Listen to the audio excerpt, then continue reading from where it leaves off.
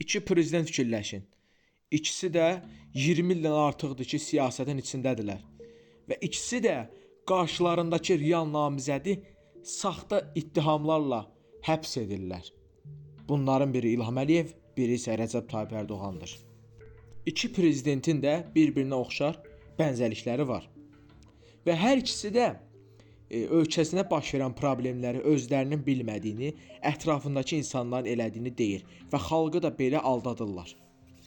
Hər iki prezident ölkəsinin önəmli şəxsiyyətlərinə söz atmağı yaxşı bilir. Ərdoğan Atatürk və İsmət Paşaya 2 əyyaş deməsi, İlham Əliyevin isə Əbülfəz Elçibəyə boşboğaz deməsi.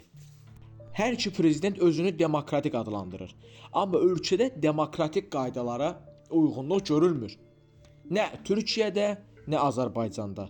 Türkiyədə az da olsa bir şeylər var, amma Azərbaycanda buna rastlamaq belə mümkün deyil.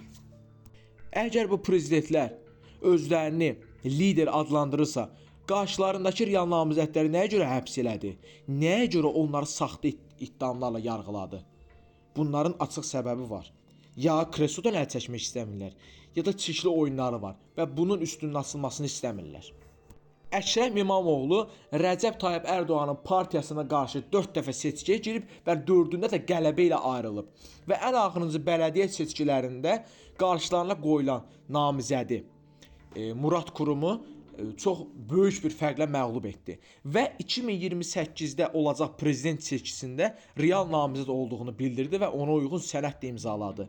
Və Ərdoğan bundan rahatsız olaraq İmamoğlunu saxta ittihamlarla həbs elədi və onu saxta ittihamlarla yargılamağa davam edir. Bəs Əli Kərim niyə həbs edildi? Zaten müxalifətin bütün haqq və hüquqlarını tapdığı altına alan bu hökumət Əli Kərimi niyə birdən həbs elədi ki? Sizcə bu Ramiz Mehdiyev məsələsidirmi? Xeyr, bu Ramiz Mehdiyev məsələsi deyil. Onun da payı var. Amma bu məsələdə başqa şeylər də var.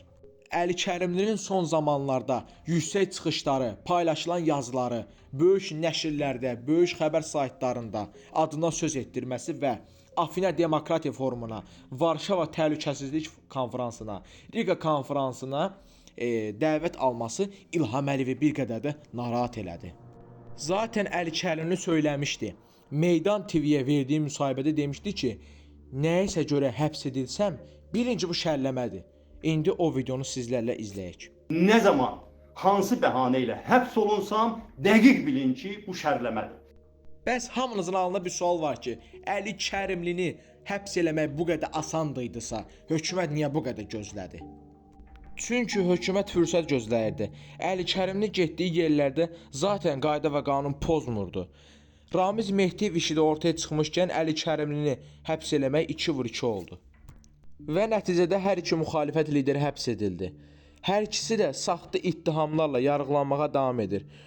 Bundan sonra nə olacaq, nələr baş verəcək, hamısını sizinlə izləyəcəyik. Gələn videolarda görüşənədək sağ olun, salamat qalın.